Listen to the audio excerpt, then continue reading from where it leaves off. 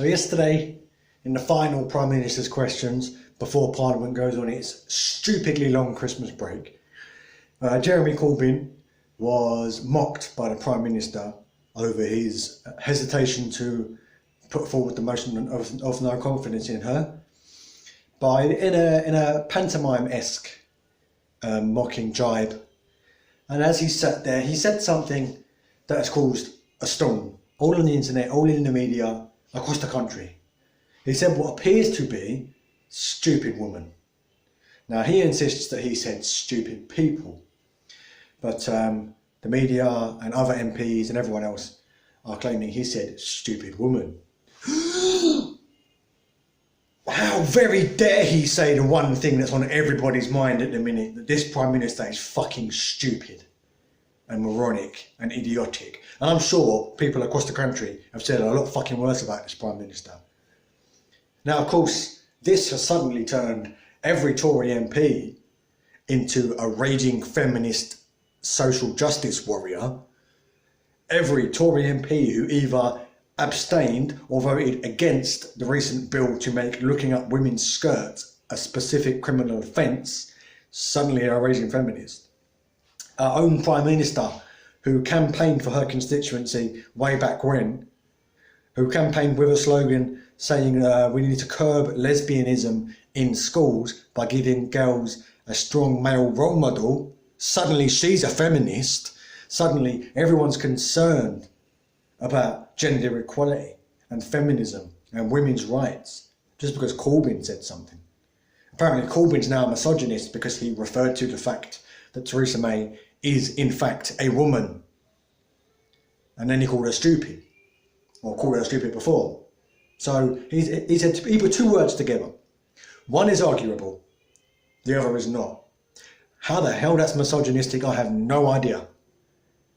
Bottom line, it ain't. Stupid woman. Plenty of women call women stupid women. My wife drives a car, she gets cut up on the road, she goes, "Oh, you stupid woman." It's not misogynistic. It's just a statement. Even if he did say stupid women. So, which I don't think he did. I've seen the video a number of times. And in my point of view, he is saying stupid people, as he claims. But yeah, you know, government in crisis. Theresa May just reinstated 2 sex abuse MPs who have been put on suspension for their alleged involvement in sex abuse crimes and harassment.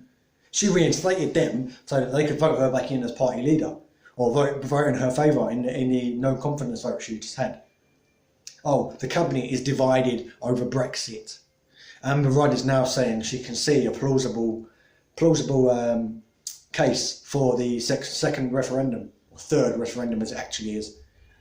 They're at war with each other over Brexit. Theresa May can't hold her party together. The DUP is threatening to vote down her deal when it goes to Parliament. Don't worry about any of that. You literally had a homeless man die literally outside Parliament, outside Westminster. But don't worry about any of that, because here's a Corbyn thing for you all to get distracted about and rage at him over something so fucking trivial.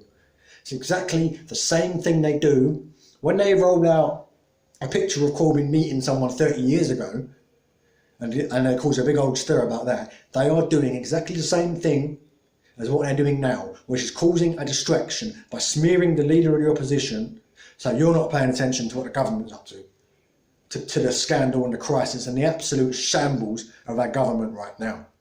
They can't hold it together over Brexit. They've just reinstated sex case MPs, right? All this stuff that's going on, you've got homeless people dying on the streets, freezing to death over Christmas. 80,000 children will be homeless this year on Christmas Day. No one's paying attention to that anymore because Corbyn said a thing. What kind of country are we living in when the opposition faces heavier criticism than the actual fucking government? That is the tactic of North Korea, of China, of fucking Russia, of any state that is either on its way to becoming a dictatorship or is already a fucking dictatorship.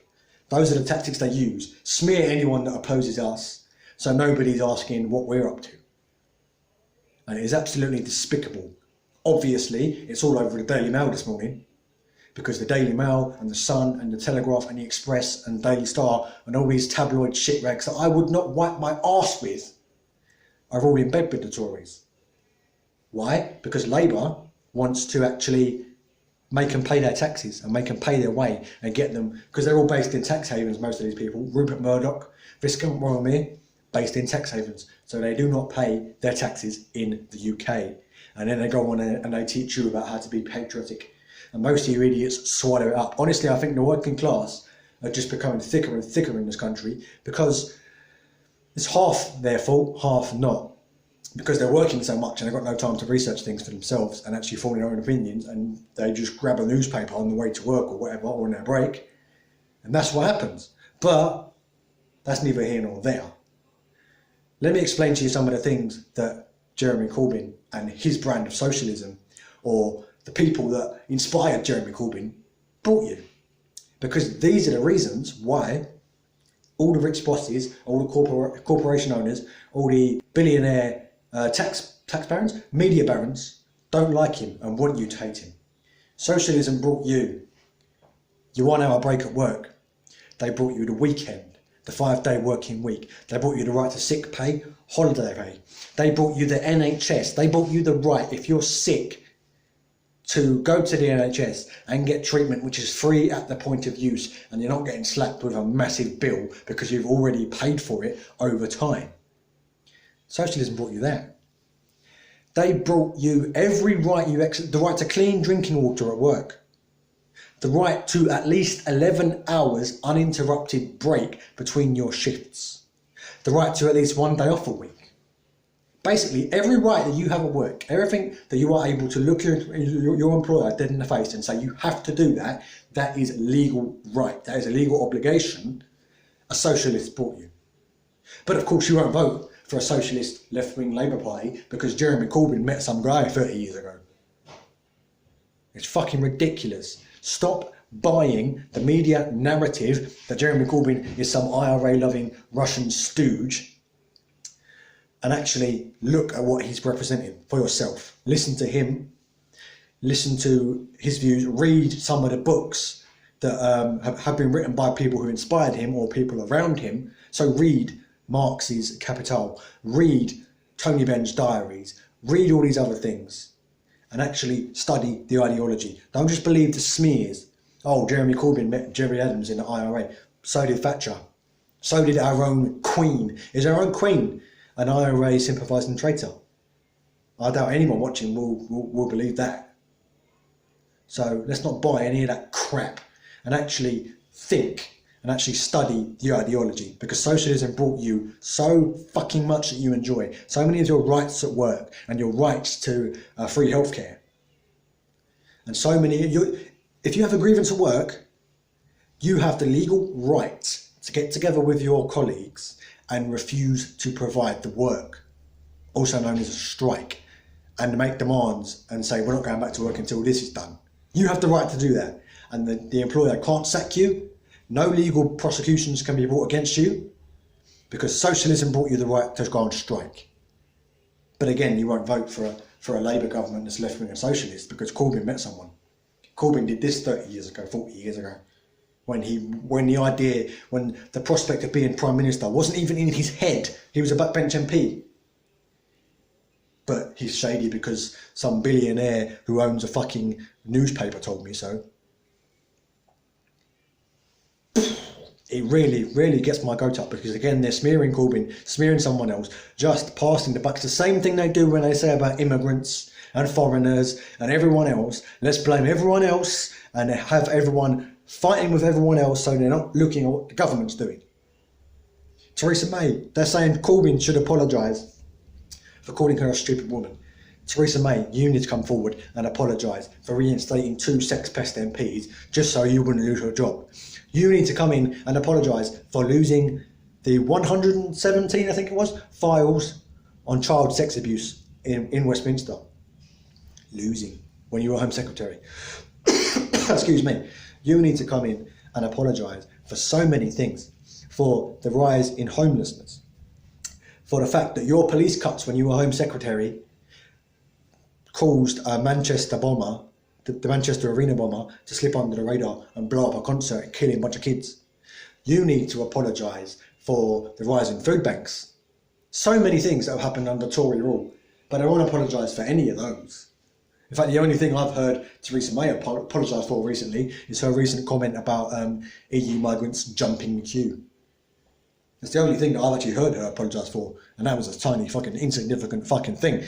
About as insignificant as this comment is about Theresa May being a stupid woman.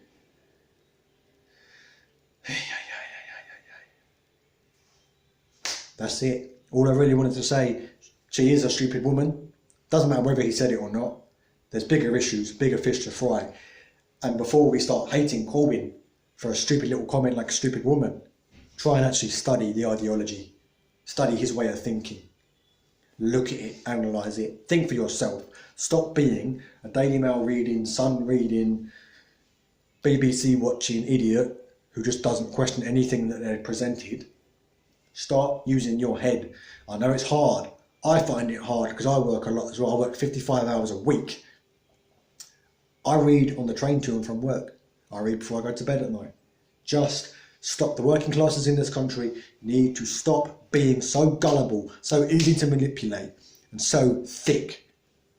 We need to think. Otherwise, we are never, ever, ever going to have a fair say in our government, in our system, in our society. Jeremy Corbyn and his branch of left-wing Labour is a very, very rare shot at that. Very, very rare at actually getting represented, spoken for.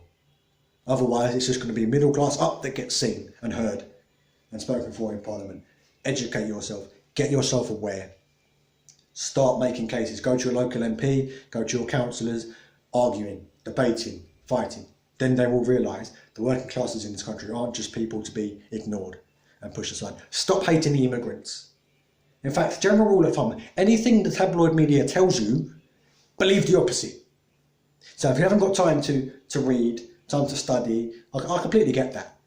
Still read, just continue reading your Sun, your Daily Mail, your Telegraph, your Express. Continue reading it, but just believe the complete opposite of absolutely everything that they tell you, because it is all bullshit. Peddled by a billionaire who wants to avoid his tax. And they're in league with the Tory party, because the Tory party, in exchange, will give them further tax breaks in exchange for smearing someone else so that nobody's looking at what the government's doing. Think for yourself. Thanks for watching. I'll see you next time.